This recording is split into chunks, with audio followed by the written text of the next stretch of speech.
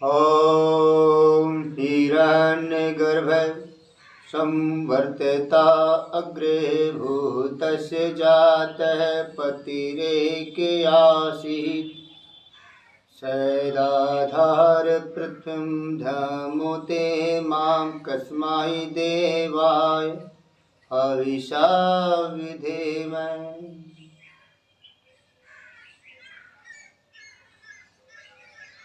बहुत ही सुंदर मंच और आप सब विद्वान सुनने वाले, कुछ विचार आपके सामने प्रस्तुत करेंगे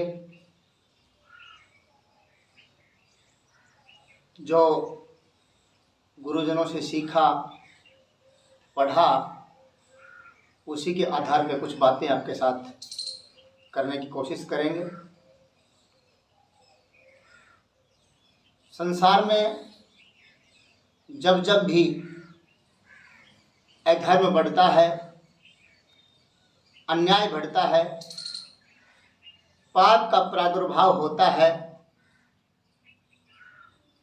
असत्य का बोलबाला होता है, तब तब भगवान श्री कृष्ण ने जैसी घोषणा श्रीमद् भागवत गीता में की कि यदा यदा ही धर्मस्य ग्लानिर्भवति भारत, जब जब धर्म की हानि और अधर्म की उन्नति होती है, तब तब इस सृष्टि पर कोई महान आत्मा, कोई महापुरुष परम पिता परमात्मा के आशीर्वाद से, उनकी व्यवस्था में, उनकी इच्छा से इस धरती पे जन्म लेते हैं और उस अन्याय को, अधर्म को मिटाने की कोशिश करते हैं या मिटा देते हैं। उसी श्रृंखला में जब रावण का प्रादुर्भाव हुआ, उस समय भगवान श्री राम का अवतरण हुआ। जब कंस और कौरवों के अत्याचार से,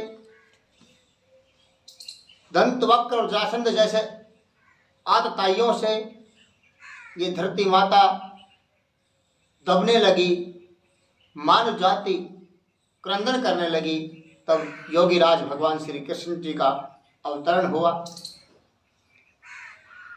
उसके बाद अनेक विद्वान महापुरुष, चाहे वो शंकराचार्य जी हों, चाहे वो कबीरदास जी हों, चाहे वो तुलसीदास जी हों, इस धरती पर आते रहे। और जब भारतवर्ष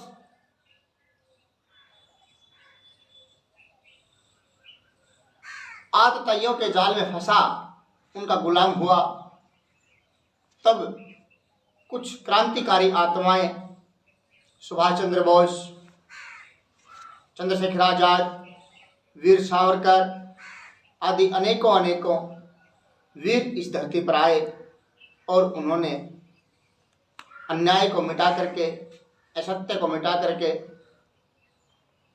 और धर्म की स्थापना की। क्योंकि धर्म का जो प्रत्यक्ष मूर्त रूप है वो भारतवर्ष है। यहाँ परमपिता परमात्मा की विशेष कृपा है। जैसी विलक्षणता, जैसी विशेषता भारत की भूमि को मिली है, ऐसी विश्व में अन्यत्र देखने को नहीं मिलती है। अभी कुछ विद्वान, कुछ विचारक इस बात को सुनकर के कि मैं जिस विद्वान, जिस महापुरुष, जिस युग पुरुष का जिक्र आगे करूँगा, उसके साथ मैंने कबीरदास जी का नाम जोड़ा है, उसके साथ मैंने तुलसीदास जी का नाम लिया है। इसको सुनकर के कुछ विचारक मन में शंका उत्पन्न करेंगे। तो उसके लिए मैं इतना ही कहना चाहूँगा कि एक वृक्ष को जब हम काटते हैं तो सबसे पहले आरी ले करके और उसकी जो तना होता है वहाँ से उसको काट देते हैं।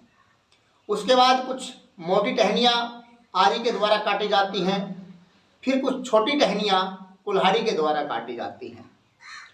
तो उसमें ना कुल्हाड़ी ये कह सकती है कि मेरा योगदान ज़्यादा है और ना आरी ये कह सकती है कि मेरा योगदान ज़्यादा है, क्योंकि दोनों ने मिलकर के ही वो कार्य किया है। तो इसमें चाहे शंकराचार्य जी हों, चाहे कबीरदास जी हों, चाहे तुलसीदास जी हों, या अन्य अन्य विद्वान समाज सुधारक जो जो हैं, वो कोई भी हों, उनको उनकी तुलना करना, उनको कम या ज़्यादा करके आंकना, ये केवल हमारी भूल हो सकती है या हमारी अल्पज्यता हो सकती है। ठीक है, किसी ने काम ज़्यादा किया, किसी ने कम किया, अपनी ऊर्जा अनुसार सबने किया। जैसी परिस्थितियां समाज में बनी, उन परिस्थितियों को देखते हुए किसी ने किसी रास्ते को अपनाया। महाराणा प्रताप का रास्ता अलग रहा और महाराज शिवाजी का रास्ता अलग रहा। भगवान राम का रास्ता अलग रहा, भगवान श्री कृष्ण का रास्ता अलग रहा। जब भगवान राम के सामने लक्ष्मण जी ने आकर के पूछा कि भैया मेघनाथ अधर्म युद्ध पे उतराया, कपट युद्ध पे उतराया है और उसने हमें परेशान कर दिया है, आप आज्ञा दें कि मैं उसके ऊपर ब्रह्मास्त्र चलाऊं। तो भगवान श्री राम ने उसको ये कह करके रोक दिया कि अधर्म के द्वारा, अन्याय के द्वारा प्राप्त की गई विजय किसी काम की नहीं होती। लक्ष्मण, मैं तुझे ये आज्ञा नहीं दे सकता, तू ब्रह्मास्त्र नहीं चलाएगा। वो वहाँ की परिस्थिति थी, वहाँ का धर्म था, उसको देख करके भगवान श्री राम ने जो कहा वो उचित था। लेकिन जब कर्ण निहत्था खड़ा था, जब भीष्म पितामह सामने निहत्था खड़ा था, उसके ऊपर बाण चलाने से जब अर्जुन ने मना कर दिया, तब भगवान श्री कृष्ण ने उसको उकसाया, उसको उत्साहित किया, उसका मार्गदर्शन किया और उसे उन निहत्थों के ऊपर भी बाण चलाने के लिए तैयार किया और चलवाया और उनको मृत्यु के घाट उतारा। वो वहाँ की परिस्थिति थी। अब कोई अगर हमारे जैसा अल्पज्य प्राणी ये कहे कि भगवान राम ने अच्छा किया, भगवान कृष्ण ने गलत किया, या भगवान कृष्ण ने गलत किया, भगवान राम ने अच्छा किया, ये दोनों ही बातें गलत हैं, सही नहीं है। दोनों की तुलना नहीं हो सकती। वो अपने समय के युग पुरुष हैं, भगवान राम त्रेता युग में, और द्वापर के युग पुरुष है भगवान श्री कृष्ण। अपने समय के वो भी युग पुरुष हैं, अपने समय के वो भी युग पुरुष हैं। उसमें तुलना करना मूर्खता है। आप अपनी परिस्थिति को देखिए, अपनी परिस्थिति को देखते हुए जो उचित हो सकता है, जो बेहतर से बेहतर हो सकता है, वो करने का प्रयत्न किया सभी विद्वानों ने। मेरा ऐसा मानना है। आज मैं जिस युग पुरुष का, जिस महापुरुष का, जिस महान आत्मा का यहाँ पर जिक्र करने जा रहा हूँ, उनका नाम होता है, आज संसार के अंदर वो जाने जाते हैं महर्षि दयानंद सरस्वती जी के नाम से, जिन्होंने समाज में फैली अनेक अनेक कुरीतियों का, बुराइयों का न केवल मुकाबला किया, बल्कि उचित से उचित समाधान भी दिया। और वो समाधान उन्होंने केवल अपनी बुद्धि से नहीं दिया, बल्कि जो ब्रह्मा से लेकर जैमिनी पर्यंत वेद का जो विचार था, वेद का जो ज्ञान था, उसी के आधार पर उन्होंने समाधान निकाले और उन्हीं को आधार बना करके धर्म सम्मत समाधान दिए सभी समस्याओं के। तो हम आज अपने इस चैनल पर आप सभी श्रोताओं को ज्ञात करवाने के लिए कि महर्षि देव दयानंद ने क्या क्या कार्य किए, किस प्रकार किए, क्या उनकी विशेषताएं थी, कहाँ उनका जन्म हुआ, ये सब बातें आपको समय समय पर अनेक वीडियो के द्वारा एक एक घटना आपके सामने प्रस्तुत की जाएगी। तो आज सिर्फ उनके जन्म स्थान के बारे में, कब कहाँ हुआ, इतना ही चर्चा करेंगे।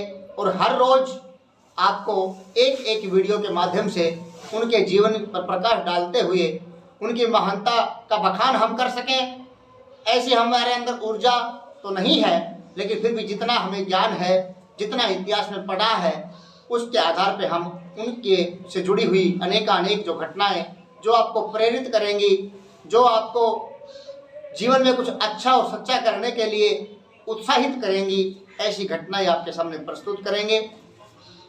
तो सबसे पहले जिक्र आता है कि उनका जन्म कहाँ हुआ था, कौन थे महर्षि दयानंद। जब समाज में विधवा विवाह की इजाज़त नहीं थी, जब समाज में बाल विवाह और बेमेल विवाह चरम पर थे। जब समाज में हर वर्ग के ऊपर अत्याचार जो ताकतवर थे वो कर रहे थे। कुछ झांकियां मैं आपको दिखाऊं, बताऊं, जिससे आप समझ सकें कि समाज की किस स्तर पर समाज की गिरावट हो गई थी और किस स्तर तक अंधविश्वास पाखंड समाज में फैला हुआ था। मैं तो जब जब पढ़ता हूँ, जब जब सोचता हूँ, रोंगटे खड़े हो जाते हैं। आपको भी कुछ बताता हूँ। और इस झलकी के लिए आप मुंशी प्रेमचंद जो उपन्यास सम्राट के नाम से जाने जाते हैं, उनके द्वारा लिखित निर्मला उपन्यास को भी पढ़ सकते हैं, तो आपको पता लगेगा कि किस प्रकार का अत्याचार समाज में व्याप्त हो रहा था। सबसे पहले बात आती है बाल विवाह, यानी कि ऐसे समय पे विवाह होते थे स्त्रियों के, विशेषकर जब उनको ये भी ज्ञान नहीं होता था कि विवाह किसे कहते हैं। 8 साल, 7 साल, 9 साल, अत्यधिक 10 साल की उम्र तक सबके विवाह निश्चित हो जाते थे। फिर दूसरा पॉइंट आता है बेमेल विवाह, यानी कि पुरुष को इजाज़त अनेक विवाह करने की थी, स्त्री को इजाज़त केवल एक विवाह करने की थी और उसमें भी अपनी कोई इच्छा वो प्रकट नहीं कर सकती थी। तो पुरुष अनेक विवाह की प्रथा के चलते 40-40, 50-50 साल की उम्र में 10-10, 12-12 साल की कन्याओं को विवाह करके ले जाते थे और उसके बावजूद जब उनकी उम्र बीतती थी वो बूढ़े तो होते ही थे। अति शीघ्र जब उनके प्राण पखेरु उड़ जाते थे तो वही 10-15 साल की बालिकाएं, जिन्होंने अभी जीवन की सच्चाई को देखा भी नहीं था, जाना भी नहीं था, जिनको ओढ़ना पहनना रहना सहना भी नहीं सीख पाई थी, जो वही बच्चियां बेचारी विधवा हो जाया करती थी। और कभी कभी तो ऐसा भी होता था समाज में कि विवाह निश्चित बचपन में हो जाता था, गोदियों में लेकर के विवाह फेरे हो जाते थे और बच्ची ससुराल नहीं जाती थी। उससे पहले ही वो बूढ़ा व्यक्ति मर जाता था और वो अपने घर पे ही बिना शादी हुए, बिना ससुराल गए ही विधवा हो जाती थी। और विधवा को दोबारा विवाह करने की इजाज़त नहीं थी, इसलिए एक और कुप्रथा समाज में थी कि वो सती प्रथा के नाम से चली थी कि उसी औरत को जिंदा ही चिता में जला दिया जाता था। इसकी अगर मर्मांतक और प्रत्यक्ष आप कोई घटना सुनना चाहें, पढ़ना चाहें, तो राजा राम मोहन राय ने अपनी जीवनी में अपनी भाभी की सती होने की घटना अपनी आंखों से देखी और लिखी है। उसको आप पढ़ सकते हैं। किस प्रकार से ब्राह्मणों ने, जो ब्राह्मण वर्ग था उसने पढ़ाई छोड़ दी थी और अंधकार अंधविश्वास को फैला दिया था, अज्ञान का बोलबाला कर दिया था, सबको गलत गलत प्रथाएं बता रहे थे और अपनी रोजी रोटी चला रहे थे। मेहनत करके खाना, विद्या ग्रहण करना, ये सब बेकार की बातें, दूर की बातें हो चली थी। और उस समय सती प्रथा चलाई गई। सती प्रथा में ये हुआ कि जब पति का देहांत हुआ तो उसके साथ उस चिता के चारों ओर एक गहरी खाई होती थी और उस औरत को जो विधवा हुई है अभी अभी, उसको भांग, अफीम या फिर मदिरा पिलाई जाती थी और उसको पिला करके बेहोश मदहोश किया जाता था ताकि उसको जान ना रहे। फिर उसको नहला धुला करके, उसका श्रृंगार करके और उसकी जय जयकार करके, उसको भ्रमित करके और फिर उस चिता में फेंक दिया, बैठा दिया जाता था। चारों वो भागने का, चीख चिल्लाने की कोशिश करती थी, लेकिन चारों ओर गहरी खाई होती थी, वो चाह करके भी भाग नहीं पाती थी और उसकी चीख को दबाने के लिए बाजे गाजे बजाए जाते थे ताकि वहाँ खड़े लोग, किसी के मन में दया उत्पन्न ना हो, किसी को चीख सुनाई ना दे। और कहा जाता था कि ये तो सती का सम्मान है, उसके सम्मान में सब कुछ बजाया जा रहा है, ये खुशी का मौका है। ऐसा नहीं था। जिंदा औरतों को केवल सती होने के नाम पर, अंधविश्वास के नाम पर, पाखंड के नाम पर जला दिया जाता था। और ये आम घटनाएं थी, कहीं कहीं घटित होने वाली घटनाएं नहीं थी, ये सबके लिए अनिवार्य हो गया था। ये कुप्रथा समाज में अपनी जड़ें जमा चुकी थी। उसके बाद किसी भी शूद्र, यानी कि 4 वर्ण जो समाज में हुए, तो जो सेवा करने वाला जो वर्ण था शूद्र, बड़े सम्मान का वर्ण होता है, पूरे समाज का आधार होता है। उसी वर्ण को भगवान श्री राम ने इतना सम्मान दिया, भगवान श्री कृष्ण ने इतना सम्मान दिया, अपने मित्र बनाए उसी वर्ग को। सबरी के झूठे बेर भगवान श्री राम ने खा लिए। महर्षि वाल्मीकि को महर्षि कहा गया, वाल्मीकि जो कि नीची जात में उत्पन्न हुए थे, लेकिन फिर भी समाज के अंदर जहर घोला गया और हमारे समाज को कहा गया कि दलितों को यानी कि नीची जात वालों को, जात कोई नीची नहीं होती, लेकिन बताया गया कि ये जात नीची है और इसके ऊपर हिंदू धर्म में हमेशा अत्याचार होता रहा है। ऐसा नहीं था। देश और दुनिया के लोगों, कदापि भारतवर्ष में ऐसा कभी नहीं रहा। भारतवर्ष में हमेशा सूरदास को, रविदास को और महर्षि वाल्मीकि को देखिए आप, ये किस वर्ण से आते थे। माता सबरी को देखिए, भगवान श्री राम ने उनके झूठे बेर खा लिए, वो किस वर्ण से आती थी। कभी भी अपमान भी नहीं किया गया, उनको नीची नज़र से देखा भी नहीं गया। उनको प्रताड़ना करने का, उनका शोषण करने का, उनके ऊपर अत्याचार करने का तो प्रश्न ही खड़ा नहीं होता। लेकिन फिर वो भी मध्यकाल आया जब भारत देश मुसलमानों का, अंग्रेजों का गुलाम रहा। ये मुसलमानों के द्वारा डरा धमका करके जो प्रथाएं चली, वही प्रथाएं ये हैं। इन्हीं में एक प्रथा थी कि शूद्रों को और स्त्रियों को पढ़ने का अधिकार, मंदिर में जाने का अधिकार। चौपालों के ऊपर किसी कवि ने लिखा है बहुत अच्छा कि चौपालों पर कुत्ते चढ़े पर ये न चढ़ाई जाती। चौपालों के ऊपर जहाँ पंचायतें होती थी वहाँ पर कुत्ते टट्टी करते थे, पेशाब करते थे, लेकिन वहाँ औरतों को जाने का अधिकार नहीं था। औरत को पैर की जूती कहा गया, औरत को नरक का द्वार कहा गया, औरत को घृणा की दृष्टि से देखा गया। जब समाज में ये सब बुराइयां व्याप्त थी, धर्म के नाम पर, पूजा के नाम पर, उपासना के नाम पर पशुओं की बलि दी जाती थी, पुत्र पुत्रियों की बलि दी जाती थी, नर बलि, पशु बलि, सभी प्रथाएं थी। मांस मदिरा का सेवन होता था और स्त्रियों को पशुओं के साथ तक व्यभिचार करने को धर्म समझा जाता। अनुष्ठान होते थे कि स्त्रियों को आप संस्कार विधि पढ़े महर्षि दयानंद की, उसमें आपको पता लगेगा। असत्यार्थ प्रकाश पढ़ के देखेंगे, आपको पता लगेगा। अब भी आप बंगाल की तरफ जाएंगे, आपको पता लगेगा किस किस प्रकार की कुप्रथाएं भारत में व्याप्त हैं, अब भी हैं।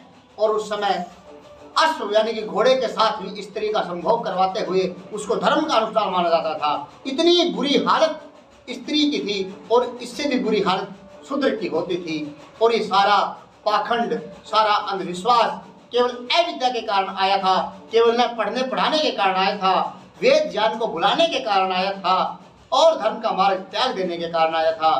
और इसके साथ साथ भारतवर्ष गुलाम भी हो चुका था। भारत के ऊपर अंग्रेजों का राज था, सारी प्रजा त्राही कर रही थी। उस समय